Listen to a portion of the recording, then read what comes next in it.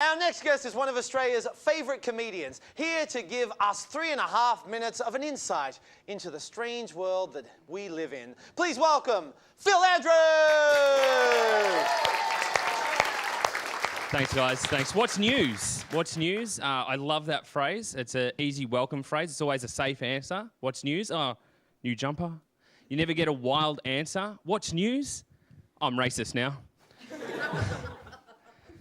I do enjoy phrases though. Like one of my friends, when describing herself, will often say, "Oh, I've got long legs and a long body." Long legs. You don't have either of those. You're just tall. But my girlfriend actually likes my glasses. She tells me I need to wear them. I agree because I can't see without them. But she says, "You look good with them. You look sexy with them, Phil." Yeah, because there's nothing like blindness to make you look sexy. It's like. Yeah, I'm thinking of developing a lisp as well. Will that be okay? A lisp. A sexy lisp. Is that okay? So now I'm single. But relationships are hard. One of the things that we did was we decided to be open and honest with each other about our past relationships. And guys, if you ever want to feel crap about yourself, ask your girlfriend about all of her ex-boyfriends. I did this and I got like ex-SAS trooper, a bull rider and a national basketballer. All I had was a Bunnings worker, Krispy Kreme worker and a waitress. So yeah, it's interesting being single because you can tell what all of your friends think of you by the type of women they try to set you up with. It's like, I've got a couple of friends who are like, "Oh, Phil, you got to meet this woman. She's a real babe. She's a real babe." Who here remembers the movie Babe?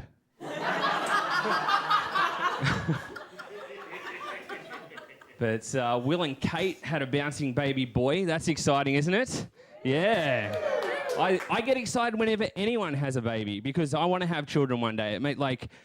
I just get excited about it. And I wasn't always like that. I used to be afraid of having children because I was afraid I wouldn't know how to look after them properly. As an example, I used to have, a few years ago, I had a pet canary just in case they ever got stuck down a mine shaft.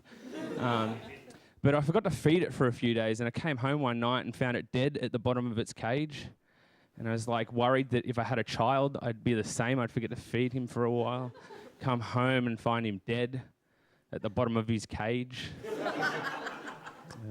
The reason I feel like this is because I had an amazing childhood. Who here by a round of applause has a younger brother or sister? Yeah. I got a younger brother, and when they're young, they believe anything you say. Anything. I once convinced my little brother that if he ran at a wall fast enough, he'd go through it like Harry Potter. The only thing funnier than seeing him bounce off at once was seeing him take a longer run up, because I convinced him he's not using enough magic. And one of my favourite things when I was a kid was I'd take words and mash them together so they didn't really mean anything, but use them as insults.